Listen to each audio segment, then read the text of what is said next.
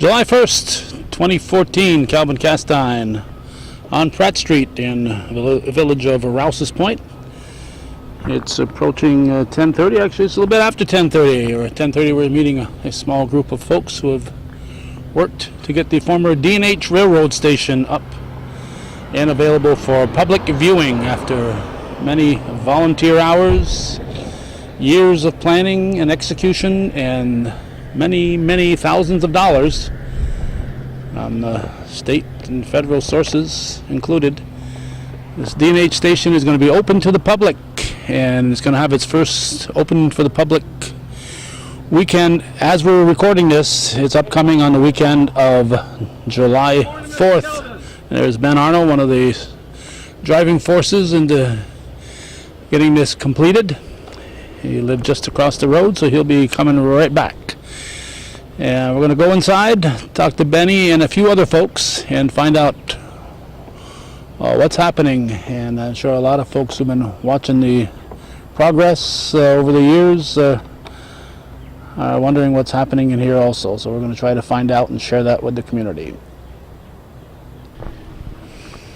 Okay, I wanted to get a quick view of this side, the south side of the building, before we went inside. And we have the mayor here, Mayor of Rouses Point, George Rivers. George, when did this project of saving the railroad station begin? In 2002. So that's 12 years ago. It seems it goes by fast. In 2002, the code enforcement officer then was Bob Rasco, and he comes to me and he says, the CP is asked to demolish the old railroad station. I said, you don't issue my permit, you do nothing until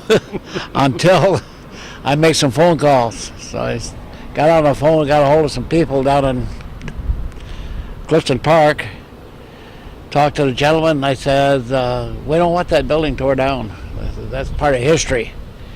He says, well, you want to take it over? I said, well, it depends what it's going to cost us. He says, let me work on it. Almost got it for $1, but it only cost us $5,000 to the CP. Gave us some property with it, right? So we bought it, and that's that. Okay. Then from then we waited and waited, and then there was my champion, John McHugh, and we got stimulus money. And we started to do the reconstruction or whatever, or rebuilding or whatever you want to say, restoring. Okay. Restoring. Well, I want to know who's talked you into throwing $900,000 at this building, because I want to sell them some some land in Louisiana. Well, that was me. That was me. I went right down to Washington and sat in his office with him, and I had the blueprints. We had some blueprints and stuff, and he said it looked like a good project to me. So. Okay. So that was at least a decade ago, and John McHugh was our congressman then, and he's now the Secretary of the Army. Right. So that's who John McHugh is, for those who may or may not know. So let's go inside, George. I'm going to put my spouse, Judy, on the camera, and we brought along our granddaughter, and she's going to keep things going. Yes, she will. Okay. Right. Thank you, George. Yep. Okay, Judy is now located behind the camera. Benny is sneaking up behind you. Don't move, Mary. I got to make sure I put that extra syllable in there, because sometimes people don't always put that rasico in there. That's okay. So you're sometimes called Mary Rasco. Often called Mary Rasco. But it's Rasico. Right. And earlier outside, Mayor Rivers told us that some guy named Bob Rasco approached him and said the CP wanted to tear this place down. He did. You're right. He was code enforcement at the time. Who was he? Bob, my husband. Okay. And he had called the D&H, Mr. Dennison, I believe, and told him that the building needed some attention, some repair work. And Mr. Dennison said to him, well, we're going to tear the building down. No problem. And my husband said, please don't do that. Call Mayor George Rivers. And that story is from there. George did do just that. And we have a beautiful building now that we can be very proud of. It was certainly in disrepair. It only took 12 years. It only took 12 years, but you know what? Sometimes good things come slow, and a lot of hard work, a lot of people involved, the village money, certainly the stimulus funds. George can probably tell us exactly how much we got. It was quite a bit, and it's been a work in progress, and something that we can be very proud of. We've had many people help us. We've had Benny on the background here who has helped us certainly get started, and we've had the support of the village board. We've had the support of the community, of our organization, and we're ready to go. All right. We're excited. Okay, so people will be seeing this far into the future, but for those of you seeing it on or before the weekend of July 4th, 2014, ready to go means this weekend. Now, Benny, you live just a stone's throw away. Yep. I don't have a good arm, but even I could throw a stone through, Yes. through your window from here. Yep. And you grew up there too, so Yep. Since You've seen- 1954. so you've seen this train station in a lot of different Different Stages. stages, yes. And this is the nice one. Yeah, when they were remodeling, I was over here just about every day. And ask them this, ask them that, and can you change this, can you change that, but whatever. But like I said, after the contractors left, I got about 400, almost 400 hours in here, just doing different odd things and stuff, and getting it ready and stuff like that. Now, you're not going to charge the village the full price. You're going to give them the bill all at once, Yeah, right? yeah. Give them the bill all at once, and they'll say thank you. I just went to a mortgage burning thing at the Learning Center last week. George will have a Benny's bill burning. Yeah. No, we have to get a permit to burn. Well, must have a stove in here somewhere, an old fireman stove here somewhere. That's not a stove. No, it's a heater of some sort. Yeah. Charcoal heater, they used to put them in the old, we used to call them ice cars. They put ice, and they put them in the banana cars in the winter to keep them warm. Years and years ago, everything went by rail. Oh, yeah. And this, what was it, 5 trains that converged here in Rouses Point? 5 railroads. 5 railroads. 5 railroads. So that was certainly a hub. About 7 lines, I think they said. 7 different, one would go from one name to Oh, another. yeah, well, Rutland had it. That was very Had several names over popular. the years. 2 different railroad lines, I guess they used, they wouldn't use the same tracks, and that's all history. That's what makes Rouses Point wonderful. And Yeah, and, a lot of hotels were built because of the railroad station. There was Montgomery, which is part of your property. It was right to, Right where Matt's house is and stuff, yeah. yeah, so, The Railroad YMCA, the YMCA was right on the corner. Yeah, and the Harmony House and Armin's. Armin's, yeah. Well, that was the YMCA. Yeah, Yeah, yeah. I knew it as Armin's. right, and then there was When I the, was a kid, we used to play pool in there. They had 2 pool tables. It cost us 25 cents a game. Oh, yeah. and then people stayed at the Holland, they stayed at the different Oh, yeah. hotels.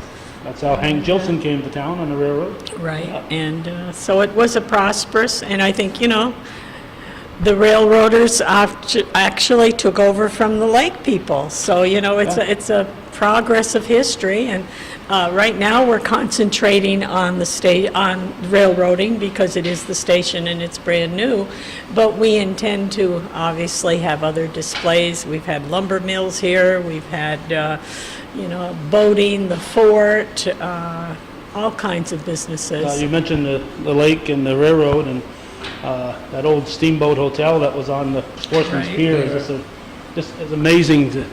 It would have been The size amazing of it just to was. see. Yeah, the size of just it, to have yeah. seen that in real life must have Yep. been just incredible. Just, Yeah. but the pictures just just When blow you your look mind. when you look at the footprint of the Holland Hotel now, the piece of property, you can't imagine what was there. I know. They utilize every inch. Yep. Well, they didn't have to worry so much about visitors parking because they're all coming by the train. No zoning back then. Oh, Built right on the line. Well, it's exciting. I think we've had a lot of positive response from people wondering when we were going to open. And the day is coming. It's Friday from 10:30 until 3, Saturday from 10:30 until 3. And then we're going to take a little break and sort of analyze. So not open Sunday? We're not going to be open on Sundays, but we're going to take a little break and see just what we need to do and how we need to put things together and train our docents and get some input from the people. And we keep getting great artifacts. People keep bringing us stuff, and it's important that we obviously keep our heritage. And, you know, this was a dream of Sandy Kelly. Sandy Kelly started out, she called me one time, or I was down there having coffee, and she wanted to get a bunch of people together so we could have a historical society. And, you know, that was 14 years ago in 2000. Okay, so let's talk Historic Society, let's talk Village of Rouses Point. The Historical Society has done a lot of the work for this. Is this building owned by the Village of Rouses Point? Yes, sir. Okay. And what's the relationship with the Historical Society? I think it's very good. So you just They're going to be the sole operator of here, right? For economic reasons, I guess, whatever you want to say, but, you know, it's been a long run, and we didn't know where it was going to go, and now we're seeing a finish, right? We're seeing a finish. And those people have worked hard to put whatever you see here together. So the board's pleased. The board's happy. So is there some kind of a contract? I mean, There's no is contract. that the whim of the board? Is that the whim of the board? If all of a sudden the Historical Society gets the board mad and the board says, all right? Well, you know what, you're right. Eventually, we're going to have a contract. I mean, to make everything legal, but we'll work that out. We have a resolution from the board and what have you saying that we are going to operate, and under the circumstances that if we decide that it's not working for us, then we have to give them 90 days notice, and they have to give us 90 days notice. I believe that's the way we've sort of worked it out right now. I never saw that contract, my dear. Well, I think that was done. There is one, yeah. There is one. Is There is that- one, we've seen it, Yeah. well, that was brought up at the last, when Francis Baker was mayor and stuff like that. It was brought to their board meeting and Right, stuff. so yeah. we do have an understanding. Okay. And, you know, it's been an interesting work. George, I should say Mayor Rivers, came to us with the application that we should get this building on the National Register. And he said to the Historical Society, will you do it? Well, Ellie, my dear friend who's passed, Ellie Martinson, and I worked on it, and we were able to get it, the information was able to get it on the Historic Register, and from there, I'm sure that's where the funds came from, George? Well, it actually came from us when I went down and sat in the Q's office and laid the prints out. The last time I saw that man, he went, "You always get money from me." Well, he was my champion as far as I'm concerned. well, in our view, it was money well spent, because we have an 1889 building that you cannot replace. You know, it would have been a shame to tear it down. There aren't too many buildings in this community that still have the history that this does. And we certainly want to spread the news and spread our history throughout the northern tier. That's what our Most of hope. the stations, I'd say most of the stations on the D&H line have been torn down. There's very few. I think Westport, there's one. Plattsburgh, Port Henry? I'm not sure. I know Port Henry has a little museum there, and it's D&H that goes by, so I think it was... Yeah, that could very well be. But I know they were talking about, somebody was talking about it the other day, that just about everything else that the D&H had been torn down. Yeah. For instance, the roundhouse up there. The only one left. The only one left on the D&H. Yeah. But it's not, you know, it's privately owned. And that turntable. Yeah. There's another one on the D&H that I know of. Yeah, we're very grateful that many years ago, I think somewhere around 1989, Tom Rosenberger took Bob Venn and I around and gave us a tour of this entire railroad yard, including the turntable and the roundhouse, and told us the history and what that stuff was all about. So it's great to have that information coming from somebody who worked for the railroad for 50 years or whatever. Right. And, And that's what we hope to do with our tapes. Benny has done a continuous photographs, and we're going to have that running in the other room. And Judy just mentioned we have some laborers sheets and what have you, information that came from the roundhouse. Well, they go back to 1972. Her dad worked for the railroad, and she says he retired in 1972. So unfortunately, we don't have that kind of information much earlier The than old that. workers, yeah. However, anybody that has anything that would be glad to let us copy or loan us, we would be very happy, and we would certainly, see that you get it back and in good condition. Benny has taken all kinds of pictures and put them in albums. And you collect pictures. Yes, I do, yeah. So Yeah. it's not just pictures you've taken. It's, Oh, no. No, and we Collect them also, over the years and stuff, yeah. we also have artifacts from the village historian. There were things upstairs that in the where Donna has her office. Donna and Racine, she yep. brought them down here, and Benny brought them down here, I should say, and On loan from them, yeah. put them up for us. And so we have, we're trying to incorporate as much information as we possibly can, and hopefully we'll have a good audience and people will come and see us. We've also, sometimes yesterday morning I came in and there was this gentleman outside, it was all wet, and I thought he was a workman on the railroad.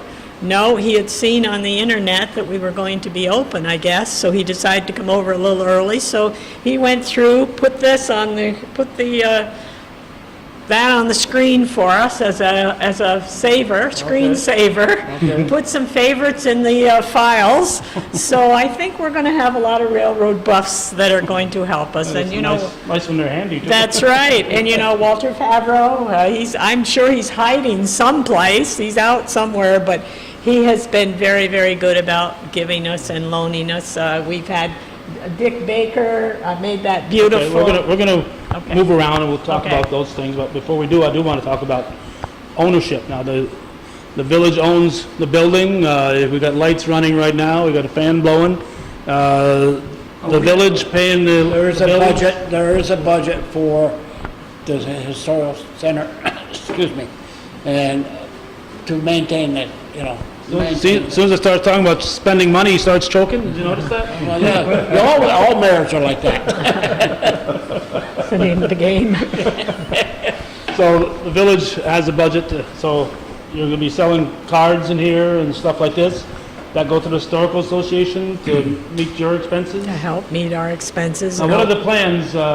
You say you're open up for the 2 days this coming weekend, then We're hoping, in a couple of weeks, we'll be open on Wednesdays through Saturday from 10:30 to 3. That is our it'll be plan. all volunteer help. All volunteer help, and, I know what you're going to be doing there, Ben. I'll be across the street on my porch watching. and so this is what, these are our plans, and let's hope it works out. And So people want to volunteer? we have some people that are volunteering, we have some people that say they will be interested in helping us, and of course, we have our members that are going to be here. Maybe on Saturday, we're going to have quite a few here, every Friday and Saturday, to open. And I think it'll work out. We've waited a long time for this, and Yeah, it certainly is very attractive in here. Much better than the last time I was in here. I think it was probably around that same time that Bob and I did the Rosenberger thing. We came in here and we got some of the employees hanging around waiting for the next train. Now, let's talk about trains. The train comes through here. Does not the DH, but the CP have any employees anywhere around up here? No, there's not an employee working in the village of Rouses Point on the railroad.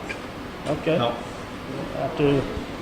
After being a railroad town, it just, how many people weren't Well, the associated last with one it? that just retired was Butchie Barklem. Yeah. He lives outside the village. He just retired and he worked for the You weren't in a section, but Yeah. there's, the roundhouse is completely gone, the car shop's gone, the yards are gone. Okay. We had car inspectors, So all that's done. You can no longer buy an Amtrak ticket from here then? No, you have to buy it online. You can go Can you get- online can you and get board it. here? Pardon? Oh, Oh, yeah. yeah, you can board here, or you can get off here. So where do people wait when they're waiting to board? Where do they park? They can park out here, they park out here. Amtrak has got spots over here that you notice are handicapped. That belongs to Amtrak. Okay, so, That ramp out there is Amtrak put that in okay. to meet the Disability Act. So Right. the railroad entity still has some property around here? Yes. They have a lot of property. Yeah, okay. Yeah, we're trying to dicker, I shouldn't say dicker, but deal with CP and the rest of the property out here, because we only own as far as the tarmac. We're out there. Oh, But so the you rest don't of it own all that parking lot? belongs, the rest of it belongs to CP. Look at that yellow building over there. Okay. And that used to be the Railway Express years ago. Supposed to be coming down. They offered, Railroad Express was like FedEx. Yeah, UPS or whatever, yeah. Yes. Yeah, There used to be a lot of it move out of here. Sure. Oh, my God. that's how, and don't you remember the stagecoach days too, George, right? Thank you. Oh, went down to the village and asked the village for a couple cement benches and stuff, and we put them on the outside out here. And people sat there and wait for the train. At least they're underneath the cover when Oh, yeah. the elements are different elements, We'd like to encourage people to use this as a. Right, as a- yeah. Once they're open, like from Wednesday or stuff, they'll be able to come in here. Oh, sure. and they do come in. They love to come in and see what we're doing, and even the engineers have been on the. Oh, yeah, the engineers and the They love conductors coming and in stuff and- like that. They, Yeah. oh, we know this guy, we know this, And they like to do look that. at, the different stuff that we have. And some have even donated stuff from the engineer. One of the engineers donated some. Yeah, and Steve Merchant arranged for us to have his uncle, Bob and I took a drive from here to Plattsburgh in the front of the Amtrak on the engine, so we got the view that the engine took of wow. going from here to Oh, that Plattsburgh. must've been nice. Yeah, it was fun. Now, obviously, trains come through, the Customs Border Patrol people, Hold it up an hour at least. so they inspect. So do they have any spot here that they work out of, or what do they do? They just show up? or- When we were designing this building, we offered to sit down with Homeland Security, Border Protection, and to give them, of course, there was a building on the back that was taken off that D&H had put on years ago. We'd offered them office space in there, right? Because then they could have had a computer right there, and could save time, but they weren't interested at all. And Amtrak wasn't interested in having anything here. I think, personally, there is a change of heart since they've seen this.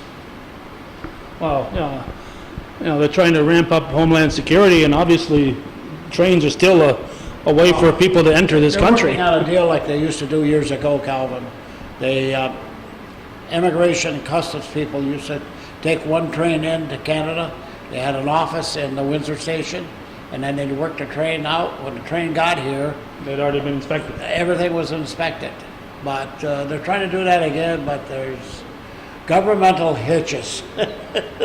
Yeah, I've seen that. They people- don't, the big thing is what I understand, the Canadian government doesn't want, at this point, officers that never are armed. Before, they never were. Uh-huh. Now they are. Okay, That's one of the hitches. okay. No.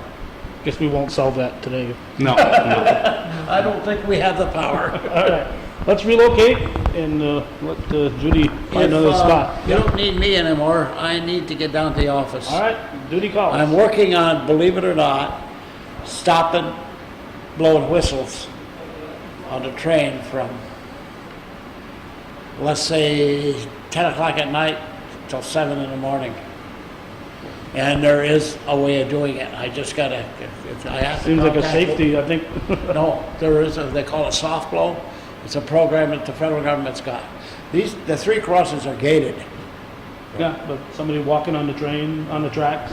every once in a while in Plattsburgh, somebody gets, Yeah, well, you know what? I think they do that on purpose. whether they do or not, they need a warning. Even if Well, I've you've been woken working up, since 1954, and it doesn't bother me. I don't even hear them half the time. Three-quarters of the time, I don't even hear them. you just, The Yeah. windows are open, you hear them, but Yeah. basically, Boy, the other night- you know. I can hear them from Coopersville, from my house on Yeah. most Anyway, nights. there's been, there's I like the sound. Yeah. There you there's a go. lot of people concerned over it. Okay. And letters have been written to everybody and their brother. And I just got an email today from Washington, so I gotta react on that. Okay, when George Washington speaks, you better react. Okay. All right. See you later. Thanks, George. Thank you. Yep.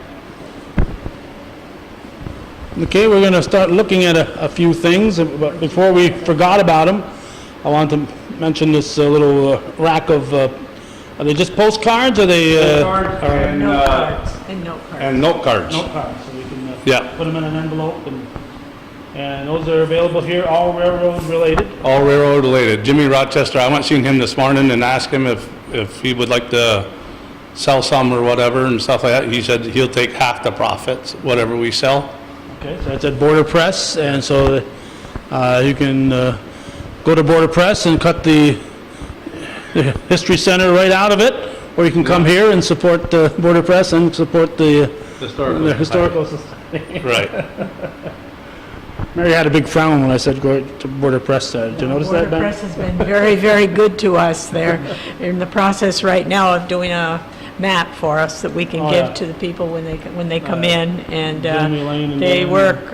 They all work tirelessly, and they're very community oriented, and certainly work on behalf of our village. And I think we're very lucky to have somebody like that in our community. Oh, yeah, I can't say enough for what they've printed out for me over the years. They're just great folks. And that's just a small display. There's a whole bunch more that are going to be going in there very shortly. So don't look at that rack right now and think it's full. There's a whole bunch more going in. Let's move over this way so Judy can see the little display here. Now, this would be a workstation for somebody. Who would be working here? We got a telegrapher little button there, I see. Yes, and that, Can you communicate with Larry yes. Marnes? Larry Marnes. Larry Marnes is the one that hooked this up for us. Oh, so you know it's going to be working. So, And he donated all of the items. Did he? Yes, he did. Larry Marnes, of course, in Moores. Oh. Ben, you can't say that on TV, I'm sorry. if you want to learn the Morse code, here it is right here. Or, I guess it's the Morse code. Yeah, the Morse code, all right, so So, all you it people, works, and the ringer works, and And so. the shelf was made by Dick Baker. He's one of our members, and he made the shelf for us. Pat Racine had the wood, so she donated the wood. So, see, it's just a community effort. Everything we've done has been a community effort, and that's, what makes Rouses Point so special, I think, that we can get things done and get people to help us and work with us. of course, Larry Marnes has that great Rutland station in Moores, and what he's done there on his own is just phenomenal. And we've seen him operate that telegraph switch, and he's not just pushing buttons, Ben. He can actually send you a message on that. Right. And Larry had given us this crew call board, and it's probably one of the most popular things when the engineers come in. They come in and they see their names of, some of the people that they've worked with, some that are retired, and it's really, I think, going to be a very focal part of our displays, along with many lanterns and what have you that he has given us. Walt, what is the name? Okay, well, it's looking at the Amtrak. Can you just get the picture of the Amtrak through the windows, Judy? Oh, It's very nice of you to arrange for the Amtrak to come through while we're here. Well, we plan. Well, yeah, We we try. plan things We like try. that, We try. Maybe Ralph will meet them. This is Ralph right here. That's Ralph here with Yeah, uh-huh. It's Ralph, Walter. And also, who donated some of the stuff on here was Rick. I can't think of his last name. He's from Albany area, and he has a museum over in New Hampshire. In fact, he's getting off the train right now. Wow, isn't that a quinky dink? Yeah. So, if you want, I could bring him in here and, Well, obviously, yes, as he works for the railroad apparently. All right, so we'll take a break and come right back with Rick.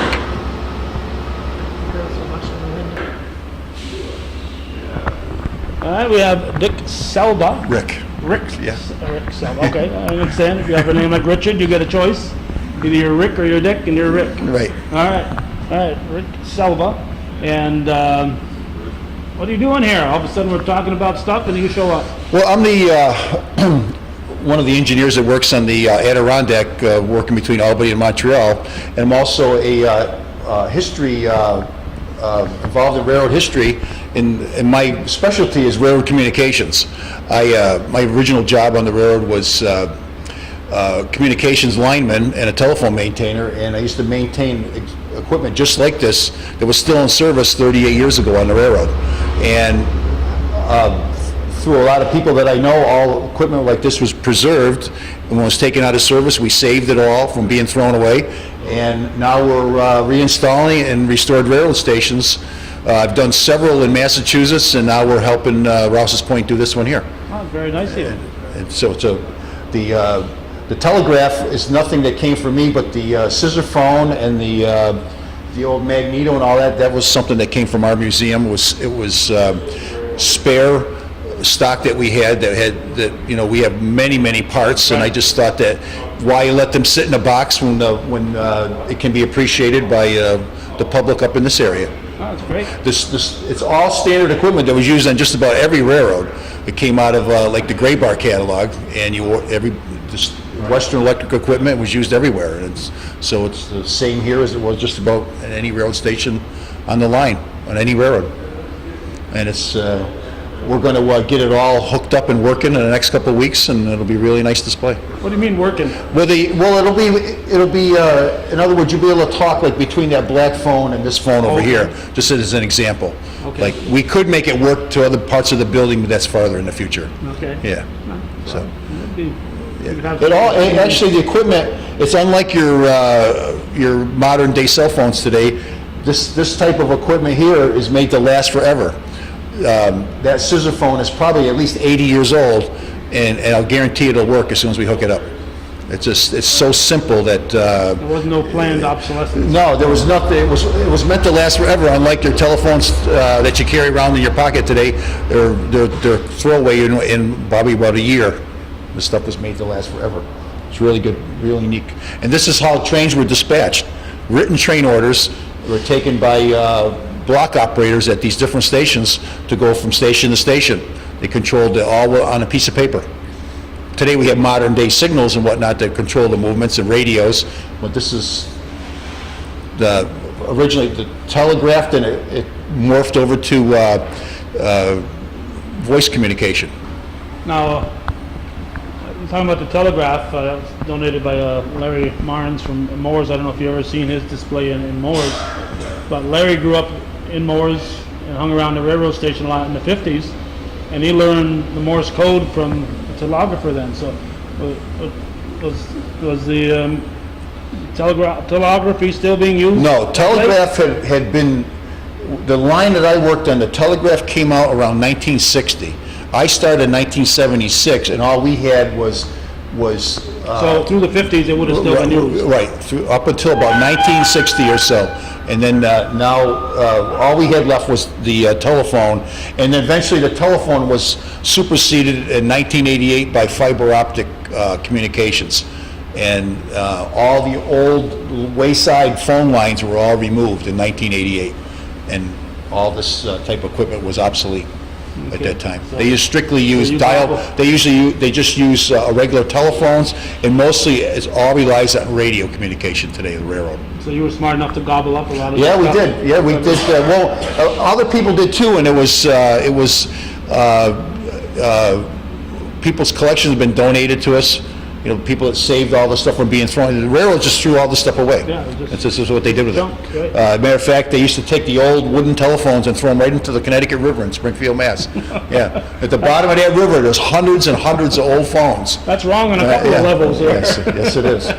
So, And that's the story. It's Well, that's very nice of you to get involved. Obviously, coming through here, you'll very I much... made a lot of friends here in Rouses Point. I love this place. I like to almost thinking about retiring here. Oh, well, It's so nice up here. Yeah. that's many years Yeah. away for a young guy like you, though. No, only 2 years. 2 years, Yeah, okay. only 2 more years. Okay. Yep. So you've got Massachusetts, you have a... Yes, it's in Lenox, museum Mass, also? the Berkshire Scenic Railroad Museum. We have several railroad stations, one in Lenox, one in Stockbridge, and we have another station in our yard. And we have this type of communication, a network of the old phones working between the stations. You can actually talk and call up station to station. Now, It actually works. Many railroad buffs like all railroad stuff, but some like Rutland, some like D&H.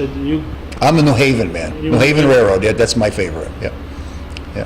The New York, New Haven, and Hartford Railroad. That's the Okay. one I like the most, yeah. That's one of the few that didn't make it up this far. No, it didn't make it this far. No, no, it did not.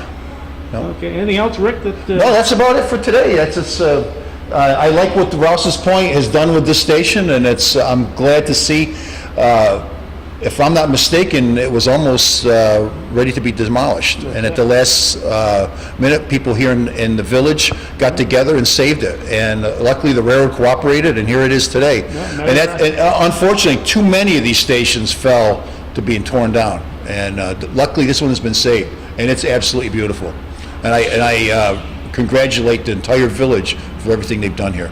Well, legend has it that when Mary Rasco's husband Bob got the word that they were going to tear this down, he was in his stocking feet and he just ran out the door through the snow all the way over to Mayor Rivers' house to say you can't let him do it. And the rest, as you say, is history. It's a good thing that did happen. Yep. Yeah, so. All right. Well, thanks for chatting with us. Thank you. All right. All right. Take care. Pleasant day.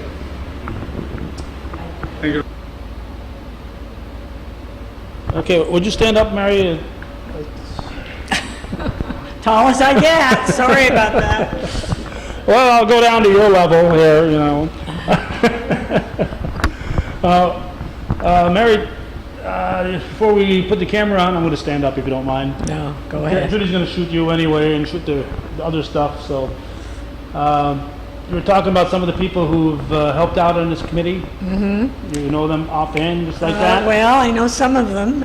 We've had, of course, we started with our president, Sandy Kelly, and she worked with us for quite a few years and was very instrumental. We would have spaghetti dinners at the old time and helped us out for several fundraisers. Okay, That's Old when Time Cafe, Right. formerly Eight Tails Restaurant, back when the railroad was going good. Right. Now the Squirrel's Nest. Right, that's where we started raising funds for our dream of having a home and particularly saving the station. And after that, we had Jody Malloy, who worked with us. She was president for quite a while. It was her, under her influence, that we started Fête de Danse, which was very, very successful. Ballet troupe. Ballet troupe, dance troupe. It blossomed into our community, helped raise our money. We did, the Historical Society did donate $35,000 toward the refurbishing the building. That's money you raised on And your it own. was money that we raised, and we had many benefactors that helped us with that. And then when Jody decided to step down, Jerry Favreau took the reins, and she was president for quite a few years until January of this year. And she certainly was a big benefactor, a big leader in getting us to the stage that we are now. We had fundraisings, we had culture events at the school, we had all kinds of events for our community, and again, Fête de Danse was very, very popular. Samuel D. Champlain events in 2009 brought a lot of people to our community. The stage, Jerry was very involved with the stage committee.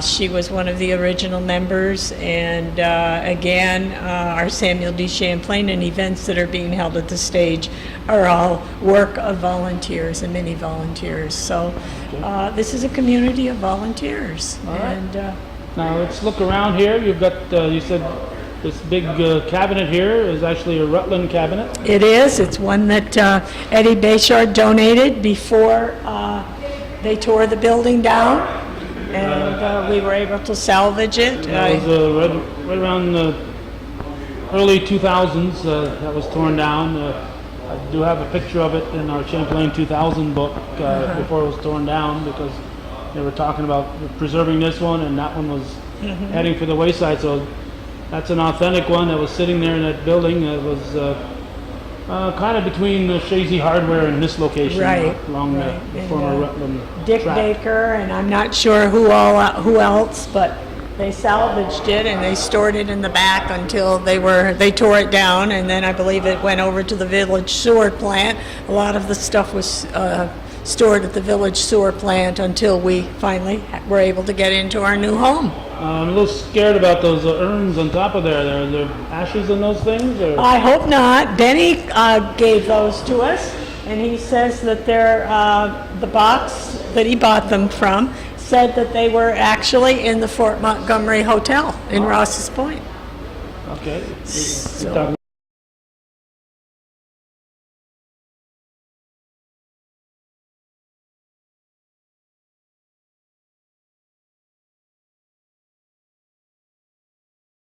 So he said we was able to get those at a We'll garage have to look sale. and see if there's anybody in there. I hope See not. anybody we recognize. Yeah, I hope not. Okay, so you're hoping that this center will be open by the middle of the summer? Not, Well, middle of within a July. couple of weeks.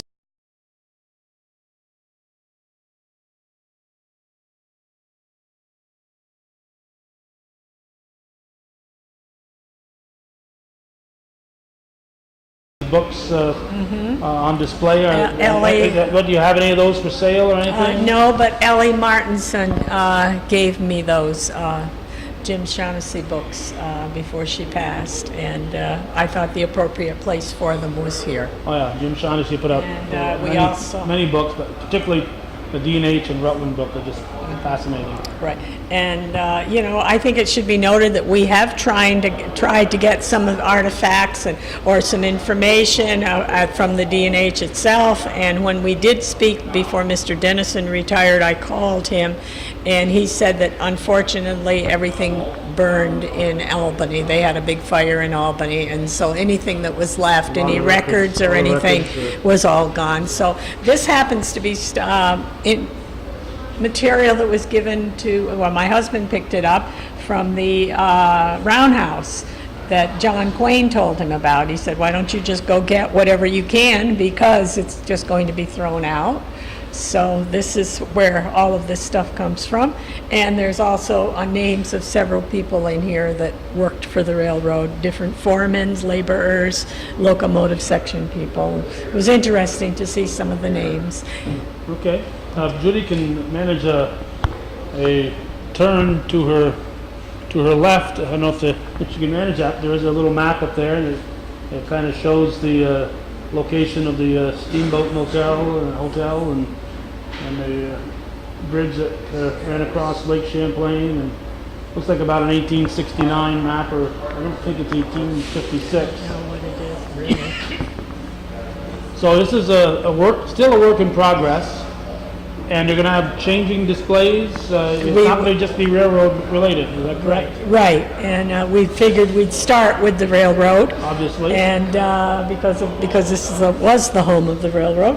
And then we're going to branch out and do some history work and get more information. There's certainly a lot. Jim Millard has written books about the fort, and they had a great open house there a few years ago. Oh, yes. And I think that's a day that I'll always remember, because it was just such a beautiful day. And I remember some of the, I shouldn't say older, but some of the residents that have been here a long time sat on lawn chairs along that lake, and it was just absolutely beautiful.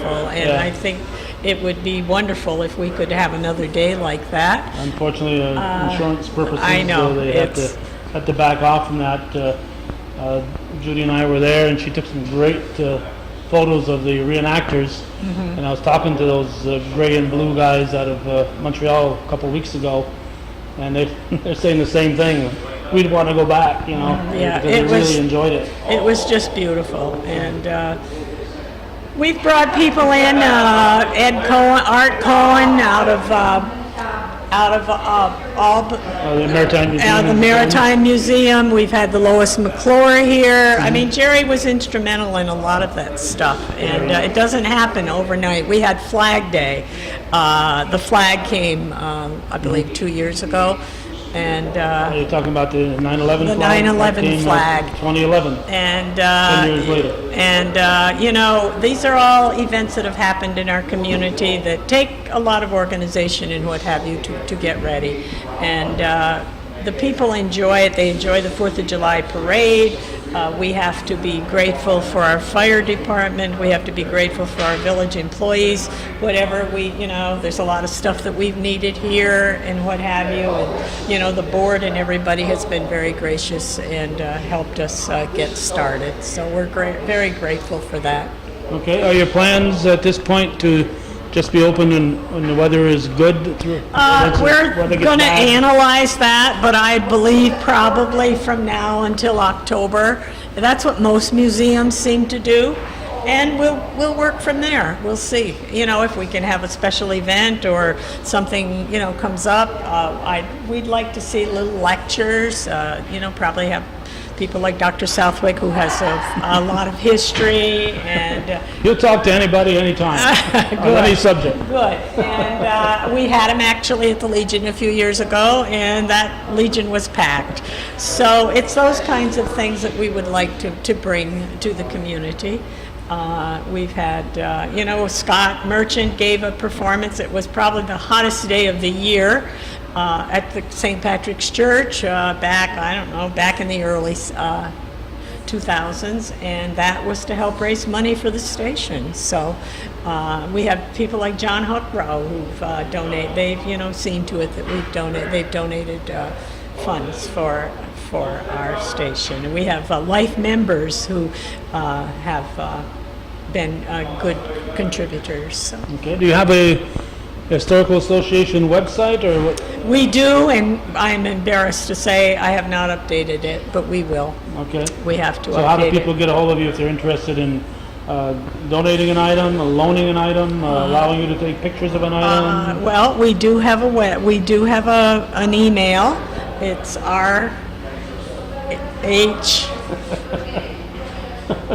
RP History Welcome at primelink1.net. He put me on the spot here. And anybody can call any one of our members you know, my phone number is 297-6138. We do have a phone here, and that number is 297-5502, extension 345. However, we have not established an answering machine I yet. found that out yesterday when I called. So we will have to work on that. That is something we will have to do. Tells me call before 3, and I called quarter of, and Sorry, Calvin. But anyway, we are working on that. We have, you know, a computer out for people to use for if they want to look up information or what have you, has been set up. Anybody, you know, we have, let's see, Bob St. John is our vice president. Pat Racine is our treasurer. Karen Lamberton is our secretary. We have a board, and anybody can get in touch with any of these members. we had a couple workers here today. We ought to at least mention their names. Well, we should mention them. We hope they become our members as well. We have Ben Arno, who has really helped us tremendously. You know, the building was sort of sitting here, and it was with his push and shove that he decided that we maybe needed to get, and it got us on the road. And then Walt Favreau has been, you know, most of this stuff he's loaned us or given us, and we're very, very appreciative. And then we have our own members who have been very good. Sally and Kay. Sally and Kay doing windows, and we've had, you know, Alice Mossie's done windows, and they've done dusting, and Sally Smith and Kay Pappen. We're talking about. right. And Pat Racine is here making signs, and you know, it's been a work of in progress that has we've had a It's lot of coming good to help. fruition here, Yes, so- it is. And my keep- husband's been down. I can't not forget to mention him. You He's better been not. over. You might watch this. He's been over and he's helped us. He's made some of with the displays. And actually, he loaned them this desk that he has. And Did his father work here? his father worked here. Actually, he worked on the railroad. He worked on the railroad from 1957 to 1961, just before we got married. And he was a fireman, and I believe he was studying to be, and he worked with the engineering. He loved working with Pat Racine's dad, Mr. Bombardier, George Bombardier, and I guess he had worked with Jim O'Neill. You've heard all these railroaders before. And Mr. Oscar Bombardier was Pat's grandfather, and so he's worked with a lot of the people. Okay. Then he went to work on the missile bases. It was a little steadier. It was a little steadier than the railroad at that time. Sheridan for a while. He did, and then he went to the prison. Then he went to prison, but we won't talk about that. No. He was released after Right. for good behavior. Right. But anyway. And you got a lot of Benny's pictures are here. And He's loaned us pictures, he's brought pictures over. I don't know how he's found the time to gather all these postcards and all these pictures, but he certainly has, and he finds time to, Benny, we need a picture up, or we need this, and he finds time to do it. And those are the kind of people that you need in the community to get something done. Without that, it wouldn't happen. And, you have to mention people that operated the stimulus funds, that took care of the finances. you know, at the end of the movie, when they ran 5 minutes of credits, that's what Mary wants to do right now. Well, you just don't want to forget anybody, you know. I know that, Melissa McManus has been very involved with getting the funds so that the station was done, and Okay. that's very important. All right. We have to thank Scott Blow, which he's not here yet. Our cabinet, we're getting cabinets made to go right here, showcases made to go right here, and Scott Blow is making them Okay, for he's us. got a little- what's his business called? He's got a little Cabinetry shop. Cabinetry shop. Yeah, Right here makes in town. kitchens and stuff like that, counter. He did all the Legion new bar and stuff like that and everything. He made doors for us over here on the side. Yeah, Scott's supposed to get back to me months ago about doing a show there with him. Really, I But, think he's pretty Oh, good. he's pretty busy. He's pretty busy, yeah. We should have our cabinets in by the end of the week, or today or tomorrow for sure. But he's done some work stuff, so. around here, things that needed to be, the Benny saw to it that needed to be done. Okay. And, all right. anyway. All right.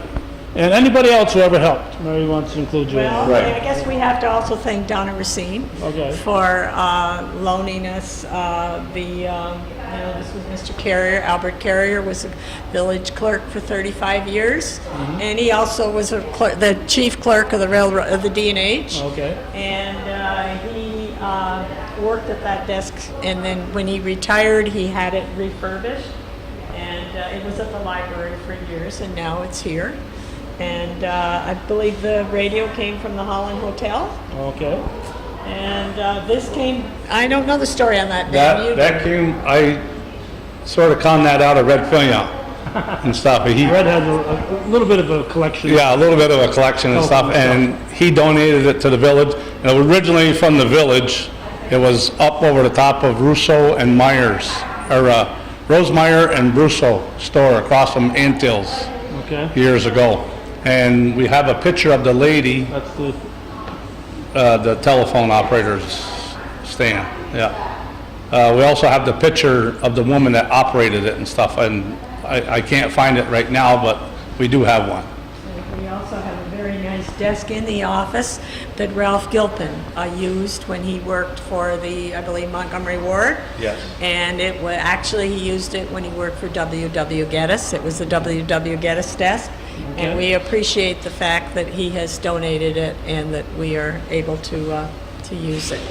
okay. So more and more stuff coming in all the time. Obviously, as we said, it's not going to be just railroad. The emphasis right now is going to be on railroad, but there'll be other stuff in here. And bring the kids. Are you going to charge center? Or what's the No, it's a free, we're going Free to admission. Free admission. We will have a Donation. donation box, But that Gladly is accepted. everybody's discretion if they feel they want to. And we will have some cards and we will have some Souvenirs you can buy. souvenirs down the road. We're going a little slow right Oh, yeah. now because we don't know how much we should be investing, but down the road we will. It seems to be that people do want railroad memorabilia. Your wife is one example of them here. She's got me thinking that we need to buy some shirts with the D&H. She D&H, loves that oh, shirt right Go there. to JP Signs. Oh, yeah. Made. So Yeah, we 2 or are 3 people already want to buy that. right. So we're going. That's You're ready, Jess Poirier. I'm sending them to you. Yeah. so that's why that's why we want to take a little break and see what we need to do and what's going to be popular and what is going to make everybody want to come to the Rouses Point History and Welcome Center. We should also mention that we really the funds that we did receive were also based that we would be a welcome center, and we do have welcome pamphlets out there and Okay. welcome folders, For the Amtrak, and we that is going to be part of our function, is to direct people in the village where they might go and what they might do while they're visiting Rouses Point. And we're proud of our community, I need to say that. Okay, me too, yes. Did you also thank Larry Marnes for coming down that Saturday to hook up our telegraph? I know, but we thanked him for donating. Oh, okay. But we Yeah. do thank Larry for doing that. Yeah. And anybody else who ever, That's right. Anybody Held who a- had held a nail. anything to do with it, in not- any way, you're not shape, or forgotten. manner, whether it's the Yeah. village Okay. employees or whoever. all right, so July 4th, July 5th, as we're recording this, that'll be the initial dates, and then later on, a couple weeks from now in the summer, 2014, if you're watching this in the future, in the future this place is thriving and you need to call ahead to get reservations because it's so busy. But for right now, we'll open up in the middle of July and 2 days here in the early part of July. So thank you, Mayor Rassico, Benny Arno, and Mayor Rivers earlier, and others who stopped and chatted with us. And thank you, Judy. I don't thank her, she doesn't run that camera. So Good. Thank you. Good. And Thank you for coming down, Cal. Thank you for coming down and spending your time, and we enjoyed having your granddaughter, All right. Shay, as well. Shay's here, she's helping Yes, out. And we appreciate everything that Hometown Cable does for the communities in the Northern Tier, because people don't realize it now, but the memories in the future will be there because of you people. So we have to thank you too. Okay, all right, so everybody's been thanked. Thank you, and thank you for watching.